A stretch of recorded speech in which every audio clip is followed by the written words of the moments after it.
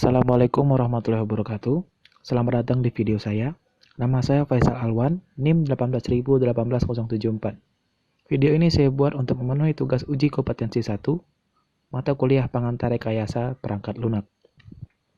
Tugas ini terdiri dari 4 bagian, yang mana tiap bagian tersebut mewakili dari tugas tiap pertemuannya. Kita mulai dari tugas 1. Pendaftaran WA Group PRPL 2020, pendaftaran mailing list PRPL 2020, pendaftaran gitlab.com, dan form pendaftaran akun di blog uad.ac.id. Yang pertama, pendaftaran grup WA PRPL 2020.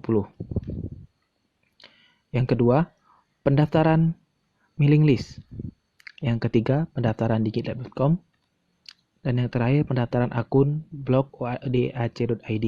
Pendaftaran ini mengisi form yang telah disediakan oleh Pak Ali Tarmuji, dan setelah mengisi form tersebut, kita akan menunggu respon dari Pak Ali ataupun dari admin blog tersebut apakah kita sudah terdaftar atau belum.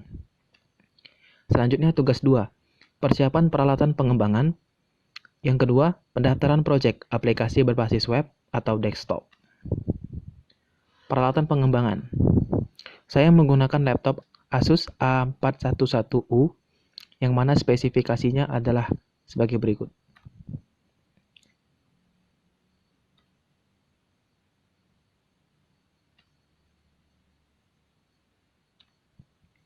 Pendaftaran project.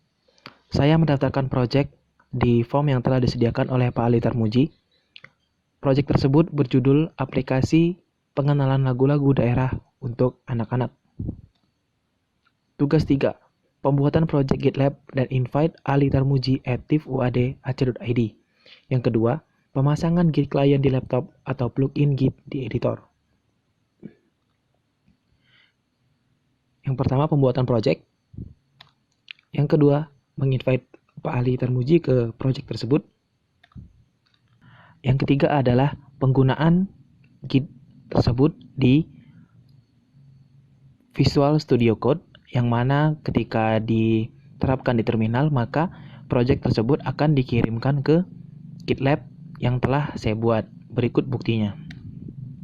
Nah, index.html tadinya ada di Visual Studio Code yang belum saya push ke project yang saya punya. Setelah saya push, maka project tersebut akan bertambah 1 di bagian last commit. Nah, last commit-nya ada index.html. Tugas 4. Menyusun analisis kebutuhan pengembangan dan rancangan aplikasi. Analisis kebutuhan pengembangan dan rancangan aplikasi terbagi menjadi beberapa bagian. Bagian yang pertama, analisis kebutuhan hardware. Analisis kebutuhan hardware maksudnya adalah hardware yang dibutuhkan pengembang dan juga klien ketika nantinya akan mengakses aplikasi tersebut. Dan untuk hardware dari pengembangan maksudnya adalah hardware yang digunakan si developer untuk membangun aplikasi tersebut. Hardware untuk pengembangan, laptop atau PC dan smartphone. Hardware untuk klien, laptop, PC, smartphone. Yang kedua, analisis kebutuhan software atau sistem. Software untuk pengembangan, Visual Studio Code sebagai tempat untuk memprogram, Exam sebagai database, dan browser sebagai tempat eksekusi program tersebut. Bisa Google Chrome, Mozilla Firefox, dan lain-lain. Yang kedua, software untuk klien. Klien menggunakan browser. Berbagai jenis browser bisa dipakai seperti Google Chrome, Mozilla Firefox, dan lain-lain. Yang ketiga, software atau aplikasi yang dikembangkan. Di sini saya mengembangkan aplikasi pengenalan lagu daerah untuk anak-anak. Analisis kebutuhan database atau storage. Untuk aplikasi ini, jika dari 34 provinsi diambil satu buah lagu, maka membutuhkan ruang sebesar 170 MB. Jadi ini ibaratkan saya mengambil satu lagu dari satu provinsi. Nah, ketika 34 provinsi tersebut dimasukkan satu buah lagu dan saya asumsikan satu lagu tersebut sebesar 5 MB, maka akan membutuhkan ruang sebesar 170 MB. Yang keempat, analisis kebutuhan prosedur. developer membuat sebuah aplikasi berbasis web yang isinya merupakan kumpulan lagu-lagu daerah, yang mana lagu-lagu tersebut dikumpulkan berdasarkan provinsi. Nantinya klien hanya perlu masuk ke website tersebut dan memilih provinsi serta menikmati lagu yang dipilih. Yang kelima, analisis kebutuhan personalia. Dari sisi developer itu sendiri, kedepannya mungkin akan menjalin kerjasama dengan pemerintah di bidang pendidikan dan kebudayaan, dan juga daerah-daerah yang lagunya dipakai dalam aplikasi ini. Jadi harapannya ketika aplikasi ini jadi, dan mungkin kedepannya aplikasi ini diminati, harapan dari developer tersebut adalah developer bisa menjalin kerjasama dengan pemerintah di bidang pendidikan dan kebudayaan agar aplikasi ini bisa terus berkembang dan juga dapat lebih banyak sumber dari pemerintah tersebut. Atau juga dari daerah-daerah setempat yang mungkin kita belum tahu lagu-lagu yang mereka punya.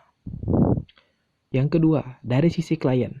Klien itu sendiri atau klien dengan orang-orang di sekelilingnya, terutama anak-anak. Karena sasaran dari aplikasi ini tujuannya yaitu orang tua dan juga anak-anak. 6. Analisis dokumentasi. Nah, di sini saya sudah mendesain bagaimana aplikasi tersebut nantinya akan seperti apa gitu. Jadi desain ini tidak 100% akan mirip dengan yang nantinya akan jadi di project final gitu. Jadi ini sebagai gambaran. Ini bisa kita lihat di depan ada tampilan awal dari aplikasi tersebut yang akan nantinya kita buat. Nah, di tengah aplikasi ini ada tombol mulai dan juga ucapan selamat datang dan ucapan untuk para pengunjung. Yuk kita mengenal warisan terbaik kebanggaan bangsa. Nah, ketika kita mulai ketik atau kita tekan tombol mulai di aplikasi ini, maka aplikasi ini akan menampilkan daerah-daerah yang ada di Indonesia. Mulai dari Aceh, Bengkulu, Kepulauan Bangka Belitung, Jambi, Kepulauan Riau, Lampung, dan lain-lain. Di sini tertera semua provinsi yang ada di Indonesia, sehingga 34 provinsi masing-masing terwakili oleh satu lagu daerah. Ataupun lebih, bisa lebih.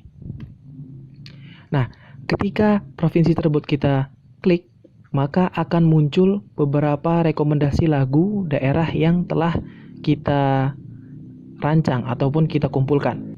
Di sini misalnya dari Provinsi Lampung, ada Sang Bumi Ruwajurai, Tanah Lado, Cangkat Agung, dan Pangli Pandang.